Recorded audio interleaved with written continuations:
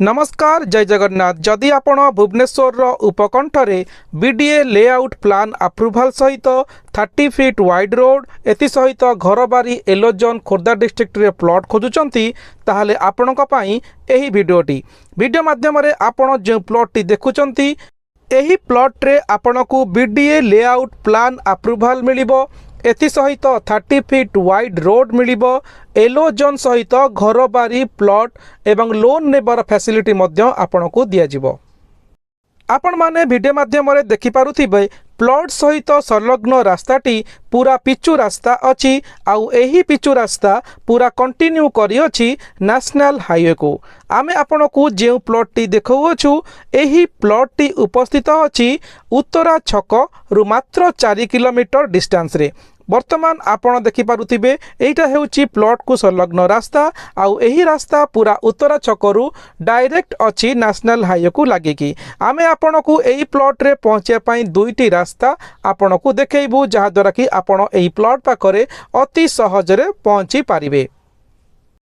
आसंतु देखिबा प्लॉट पाखरे पहुंचिया पई कोन रहिछि कनेक्टिविटी आपणकू वीडियो माध्यम रे देखैउछि।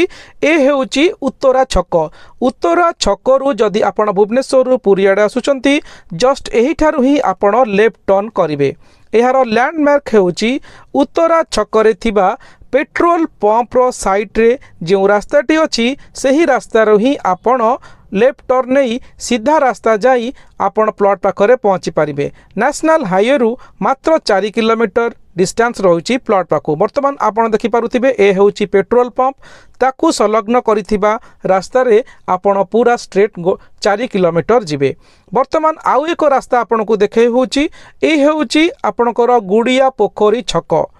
एही रास्ता रे जदि आपण भुवनेश्वर रु पुरी अभिमुखे जाउचंती ताहले आपण गुड़िया पोखरी रास्ता रु लेफ्ट को आपण टर्न करी प्लॉट पाखरे पहुंची पारिबे। वर्तमान आपण देखि पारुथिबे गुड़िया पोखरी छकरू आपण लेफ्ट को जिबे एही रास्ता रे प्लॉट पाखरे पहुंचबा पई। डायरेक्ट रास्ता अछि प्लॉट पाखरू एनएच को पूरा पिचु एवं कंक्रीट रास्ता आपण अति सहजरे प्लॉट पाखरे पहुंची पारिबे। एही प्लॉट टी आपण को बीडीए लेआउट अप्रूवाल सहित मिलिबो। 30 फीट वाइड रोड मिलिबो।